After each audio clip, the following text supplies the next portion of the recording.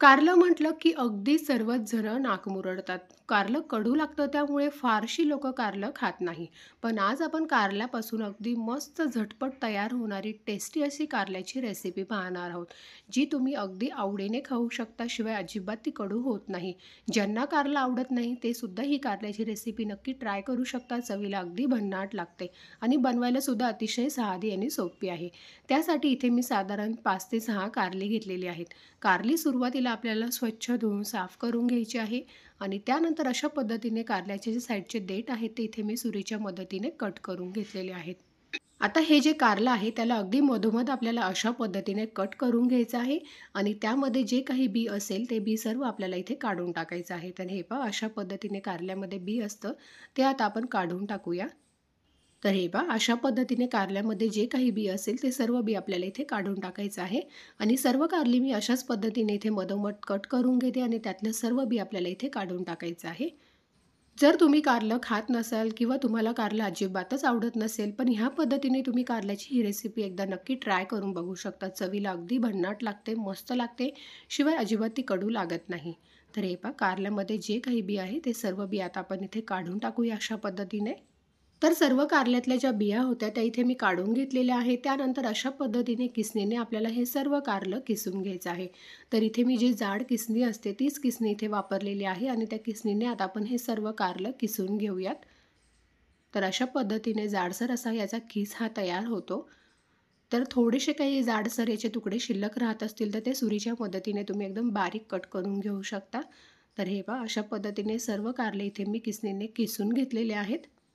तर इथे सर्व आपला कारल्याचा हा जो किस आहे तो तयार झालेला आहे. थोड्या वेळासाठी आपण आता याला साईडला ठेवून देऊयात आणि पुढची कृती पाहूयात.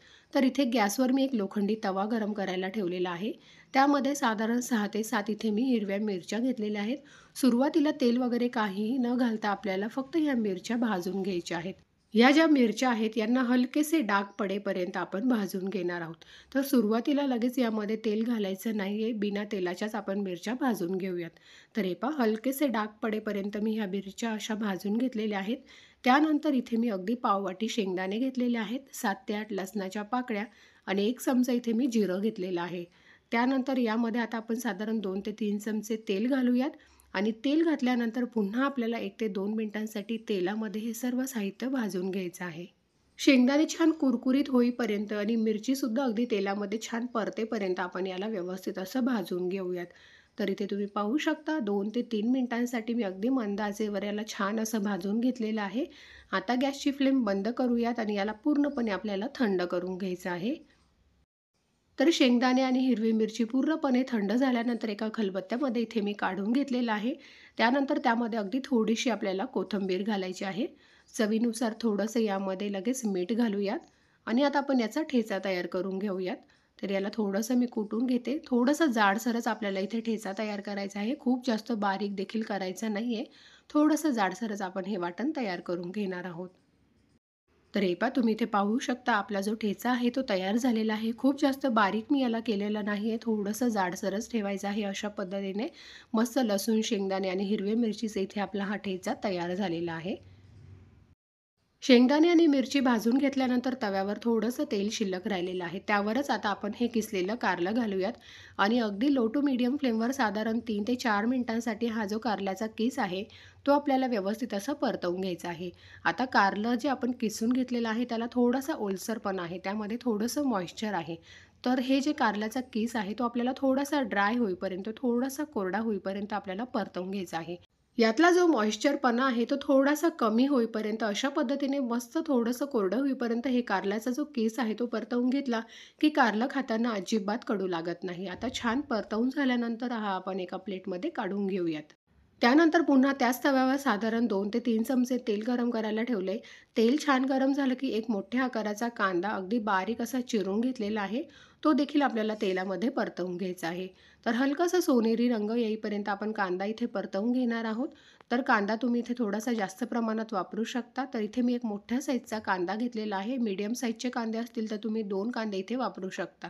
तर हलकासा सोनेरी रंग येईपर्यंत कांदा इथे मी परतवून घेतलेला आहे. अशा पद्धतीने थोडासा कांदा परतत आला, की त्यानंतर आपण यामध्ये वाटण घालायचं आहे. तर आपण जे शेंगदाणे, हिरवी मिरची आणि लसणाचं वाटण तयार करून घेतलेलं होतं, ते वाटणसुद्धा आपल्याला कांद्यासोबत अगदी 1 ते 2 मिनिटांसाठी छान व्यवस्थित असं परतवून घ्यायचं आहे तेलामध्ये.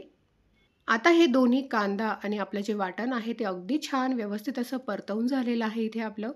त्यानंतर लगेचच आपल्याला यामध्ये आपला जो कारल्याचा किस आहे तो टाकायचा आहे. त्यानंतर अगदी थोडंसं यामध्ये आपण चवीनुसार मीठ घालूया. सुरुवातीला पण आपण ठेचा बनवताना थोडंसं मीठ घातलेलं होतं. त्यामुळे नंतर यामध्ये अगदी थोडंसं जपूनच मीठ इथे आपल्याला वापरायचं आहे. किस घातल्यानंतर कांद्यासोबत अगदी छान 2 ते 3 मिनिटांसाठी याला व्यवस्थित असं परतवून घ्यायचं आहे. तुम्हाला हवं असेल तर तुम्ही ह्या स्टेजला इथे थोडासा गूळसुद्धा यामध्ये ॲड करू शकता. इथे मी गूळ घातलेला नाही आहे, पण तुम्हाला हवं असेल तर तुम्ही घालू शकता.